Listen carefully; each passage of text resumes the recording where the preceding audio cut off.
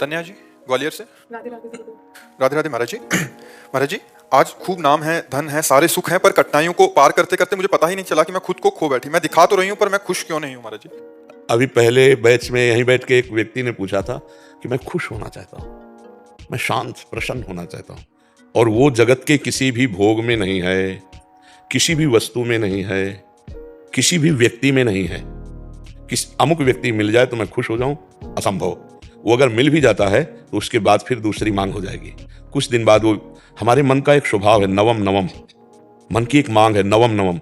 कुछ भी हो, कुछ दिन बाद वो उससे हट जाता है और एक नई खोज करता है। जब तक उसे परम नहीं सुख मिल जाएगा तब तक वो रुकेगा नहीं। पक्का समझ लो, आप रोक के दिखा दो।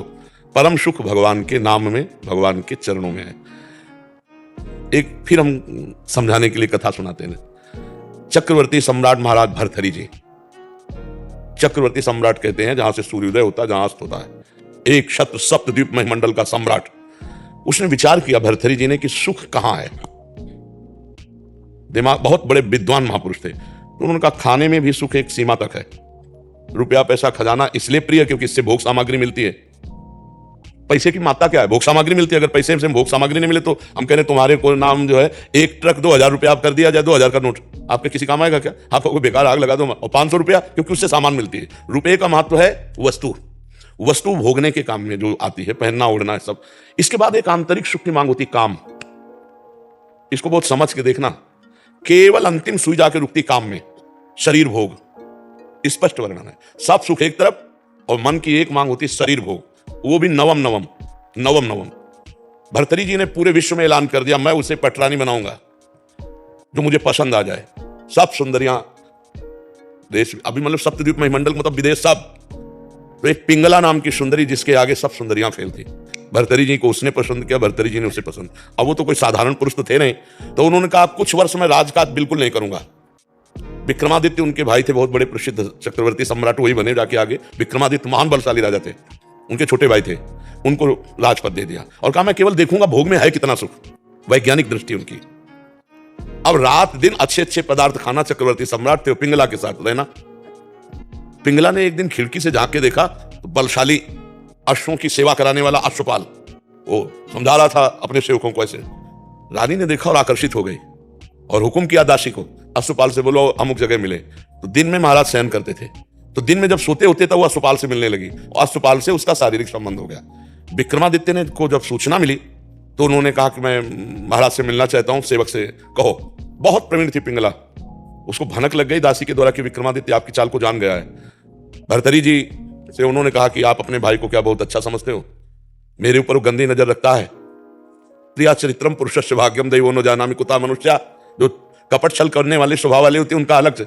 अब विक्रमादित्य ने कहा मैं भ्राताश्री से मिलना चाहता हूं और उसने पहले ही क्लियर कर दिया। तो विक्रमादित्य के पास क्रोधित होकर, उनका मैं कभी नहीं समझता था तो ऐसी दृष्टि। तो उनका भैया हम जो बात बताना चाहे मैं समझ रहा हूं कि तू यही तो कहना चाहता ना पिंगला गलत है। तो उनका हाँ भाई गलत है हमारे पास। बोले तुम कितने सही, निकालो इसको। मंत्री से आदेश किया इसको देश निकाला दे दो बेमतलब।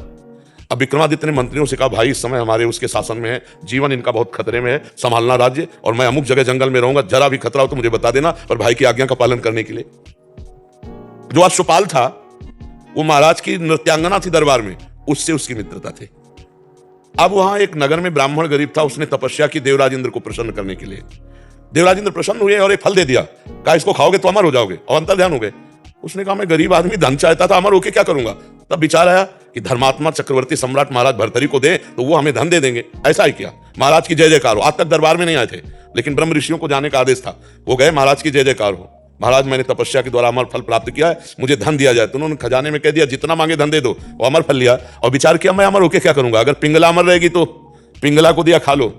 पिंगला ने तुरंत विचार किया मैं अमर होके क्या करूंगी? अगर अश्वपाल जीवित रहेगा तो अश्वपाल को दे दिया। अश्वपाल ने सोचा मैं अमर होके क्या करूंगा? जो हमारी नृत्यांगना महाराज की है वो अमर हो जाए तो जब तक जीवित रहूंगा।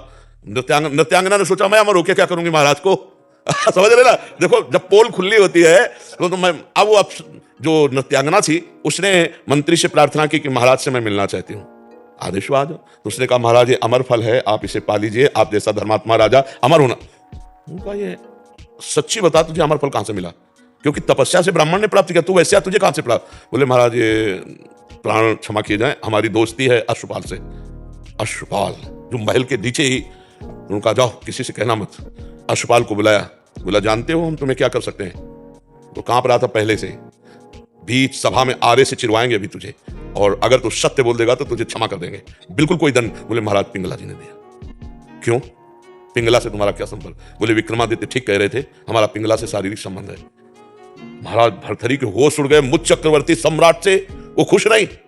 पिंगला को बुलाया सभा में, आज सभा में उतर के गए, पूरी सभा लगी हुई थी। उनका देखो ब्राह्मण ने अमर फल दिया था, पिंगला ने खाया, मैं तलवार से इसे काटूंगा, ये मरेगी नहीं, जीवित हूं। अरे महाराज, तो उनका सत्य बोल दे तो तुझे छोड़ दूंगा, नहीं तो अभी सूली पे चढ़वा दूंगा। तो उनका महाराज ऐसी गलती हमसे हो गई कि हमने वो फल नहीं खाया, अश्वपाल को दे दे। तो मुकुट उतारा और कहा धिक्कार इस संसार के सुख को कि मुझ सर्वांग सुंदर पुष्ट चक्रवर्ती सम्राट से ये तृप्त नहीं है, और महारानी से वो अश्वपाल तृप्त नहीं है। अश्वपाल वैश्या से प्यार, ये क्षुद्र काम किसे। और महान बैरागी हुए जिनके सूत्रों को बैरागी जन पढ़ते हैं, भर्तृहरि शतक है उनका। तो संसार में अगर कोई तृप्त होता है तो वो भगवान की भक्ति से होता है, नहीं तो भोगों से तो हो ही नहीं सकता है। आज तुम्हें प्यार कोई कर रहा है और तुमसे सुंदर मिल जाएगा, कल वो उसे प्यार करने लगेगा, परसों तीसरे से करने। आज तक किसी की तृप्ति हुई हो तो हमें बताओ भोगों में? कहीं तृप्ति नहीं हो सकती, कहीं सुख। बढ़िया, बहुत सुंदर बुद्धि आपकी है जो आपको अनुभव करा रही कि सब कुछ होते हुए भी एक ऐसा स्थान खाली है जहां लगता है वो नहीं है जो मैं चाह रही हूं, वो श्री कृष्ण है, वो प्रभु हैं। यदि उनसे चित्त जोड़ लोगे तो निहाल हो जाओगी। जैसे मीरा जी कहते हैं, मेरे तो गिरधर गोपाल दूसरों में कोई, निहाल हो जाओगी। अभी थोड़ा बुद्धि पवित्र है जो आपको यह अनुभव करा रही कि वास्तविक मुझे जो चाहिए वो नहीं है, वो है परमात्मा, वो है प्रभु। हम कह रहे हैं यहां तक सोने से लाद दिए जाओ, केवल मान्यता ही तो है ना, मान्यता का सुख है। नहीं बताओ मीठा लगता है कि खट्टा लगता है, क्या सोने में है? केवल वो महंगा है और उसकी मान्यता है। इसलिए हमको लगता नहीं। 4 लाख योजन का सोने का पहाड़ है एक, जिसका नाम सुमेरु है। भगवान की माया में रत्न गर्भा पृथ्वी को कहा गया है। जैसे गेरू निकलती है ना, जैसे खड़िया निकलती, चूना निकलता है, ऐसे यहाँ सोने चांदी की धातुओं की यहाँ खजाना है पृथ्वी में। अब वो तो भगवान जब अवतरित हुए थे तो अपने आप सब भूमि से प्रकाशित हो गया। हम लोग इन सुखों से कभी तृप्त नहीं हो सकते, क्योंकि हम सच्चिदानंद के अंश है, हमारी मांग सच्चिदानंद है। नहीं, आप मान लो इतने बड़े बड़े धनी, लेकिन वो भी अशांत हैं।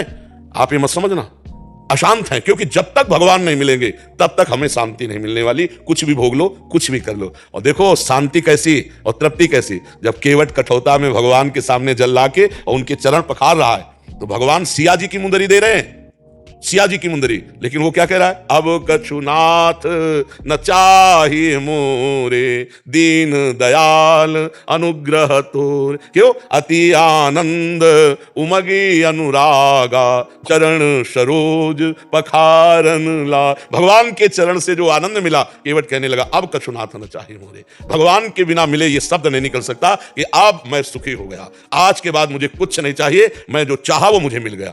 जो चाहा मिला, 4 चाहें और खड़ी हो गई, 4 समस्याएं और खड़ी हो गई। इसलिए सखी, भगवान ही एक हैं जिनके मिलने से तृप्ति हो सकती है, दूसरा कोई नहीं है। यहां 4 दिन का शरीर है, आज जवान है कल बूढ़ा हो जाएगा।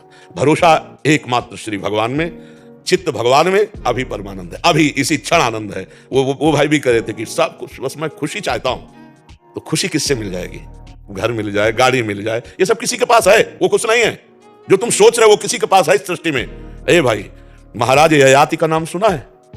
शुक्राचार्य की पुत्री देवयानी, जो देवता भी मोहित हो जाए, इतनी सुंदरी थी। वृषपर्वा की पुत्री शर्मिष्ठा, जो दैत्यराज वृषपर्वा, 2 पत्नियां।